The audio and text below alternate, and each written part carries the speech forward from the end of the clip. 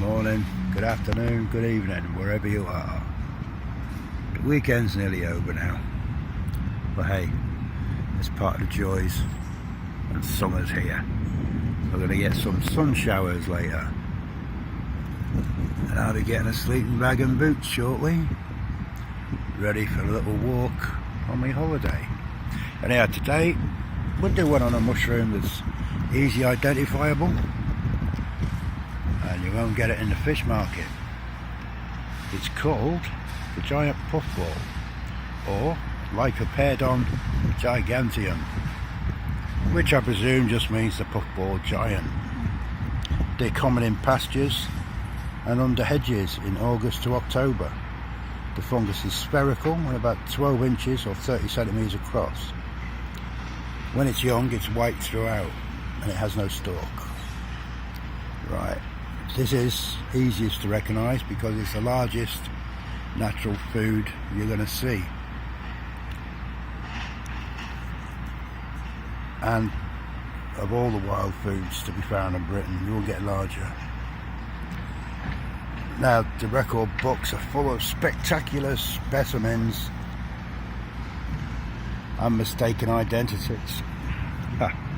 During the Second World War, specimens found on an oak tree in Kent. And for a time, it was thought to be a new kind of German bomb. The record was found in Chipping Sodbury in Gloucestershire. Weighed 6 1/4 pounds, or 2.8 kilos. It measured 42 inches, that's 107 centimetres in circumference. Fortunately, giant puffballs, but not the smaller common puffball, Lycoperdon perlatum, have an exquisite flavour when they're young, a cross between mushrooms and sweetbreads.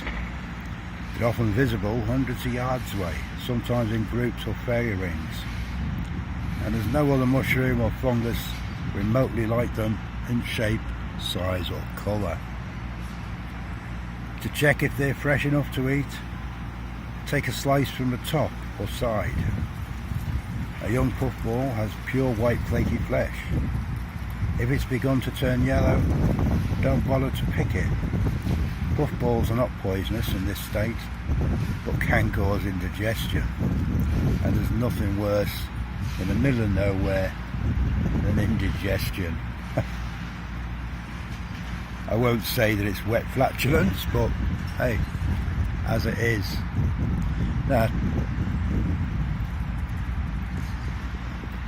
Now to cook them, apparently there's no better way to cook giant puffballs.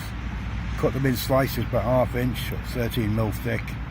Fry for about 10 minutes in bacon fat.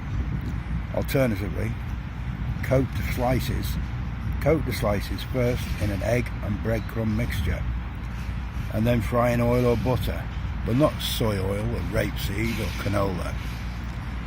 Go for butter, then you're guaranteed you ain't going to have any problems later on.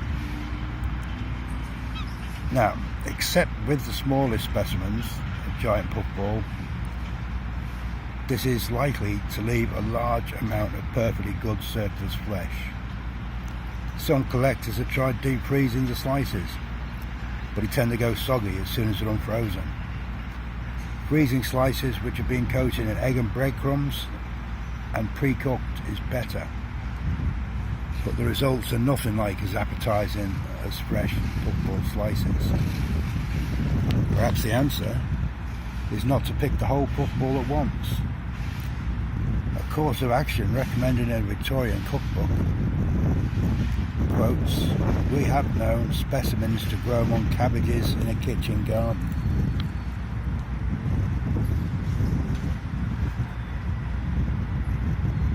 And when such is the case, maybe let's stand it.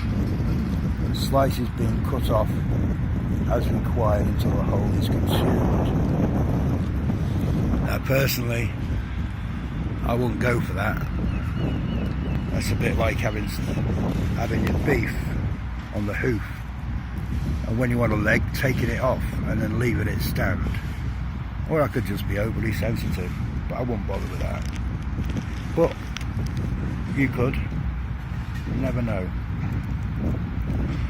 stuffed puffballs. Stuffed whole puffball is one radical method of dealing with a whole mushroom at once. But the results are unpredictable and not to everyone's taste. Hollow out the puffball with a spoon to leave a shell about 1 inch thick, 25 mil. And fill with a stuffing made from pre-fried mince, herbs, garlic, and a puffball hollowing that you've crumbled out. Lard the ball with bacon strips. Now I presume lard the ball with bacon strips means you add your sliced bacon and you put it over the puffball. You've larded it.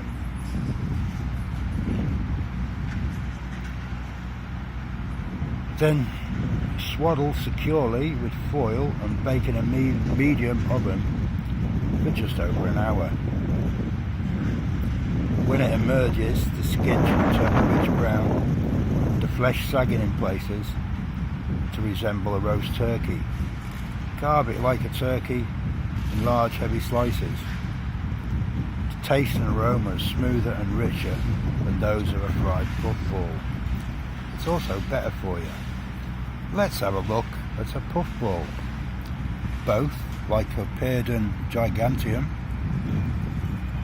and the other one, the small one.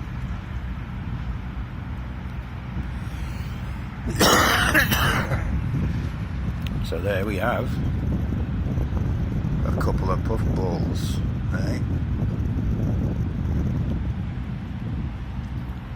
Not bad, although I've never personally ate any. And there's a posh name. Anyhow, if you're going to do it and you see several at once, don't be greedy and take them all. Just take one. You don't need to eat it every day or every week. Let the others grow. Somebody else might want it, or just let them grow and seed. Anyway, the sun is out, as you can probably see. Yeah, you can see it. So it looks like the sun showers is dissipating, so I don't need to carry an umbrella today, he said laughingly. Oh, it's Billingsgate Market. Notice there's no barge there. That's gone to the place where barges go when they're put to work. Anyway, that's it for today. Enjoy the rest of the weekend, and I'll speak to you on Monday. Might do Monday as the last excerpt from my book. I do like that book. And that's it. Have a great day. Bye.